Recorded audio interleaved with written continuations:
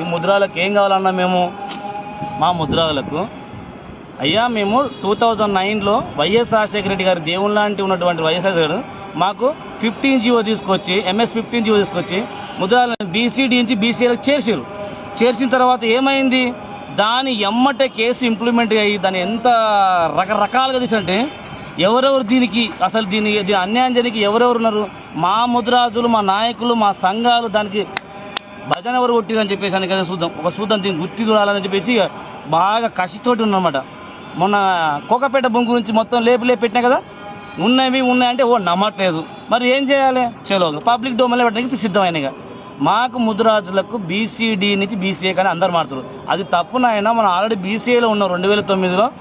అది వచ్చేసి హైకోర్టులో ఏం జరిగింది, సుప్రీంకోర్టులో ఏం జరిగింది, BC కమిషన్ దగ్గర ఏం జరిగింది, ఎలక్షన్ మేనిఫెస్టోలో ఎందుకు పెట్టినాము, ఇది ఒక్కటి మాకు ఇస్తే అయిపోతారు ఆయన, మాకు ఇంకా అవసరం లేదు.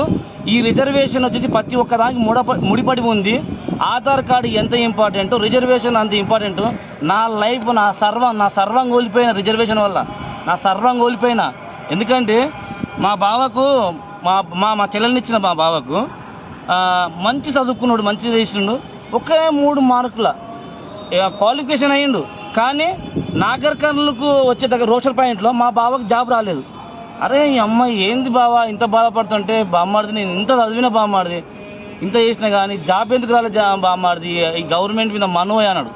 అరే గవర్నమెంట్ మీద మనవ వస్తుందా, అసలు లోపాలని చెప్పేసి ఎట్లా వచ్చింది, ఏ విధంగా వచ్చిందని చెప్పి చెక్ చేస్తే పెద్ద బొక్కనే పెట్టిగా మాకు. ఇక ఈ విధానంగా మా బావ జరిగిన విధానంగా 12,749 గ్రామ పంచాయతీలో నా ముద్రాల బిడ్డలకు, అక్కలకు, చెల్లెలకి ఈ గుట్టులో ఉన్నటువంటి ఈ గూసాలను మొత్తం తీయాలని చెప్పి బిడ్డ ఒక్కొక్కని ఉతికి ఆరేళ్ళ పడది ఉతికి ఆరేయాలని చెప్పేసి ఫిక్స్ అయినా. సరే నేను ఏమేం చేస్తున్నా ఎట్లా చేస్తున్నా చెప్పేసి మీకు అందరికీ నీట్గా సున్నాలు కాదు ఎట్లా మామూలుగా. రైతు బిడ్డ ఛానల్ విలేకరి ఇప్పుడే మా ఛానల్ను సబ్స్క్రైబ్ చేసి సపోర్ట్ చేయండి. ధన్యవాదాలు.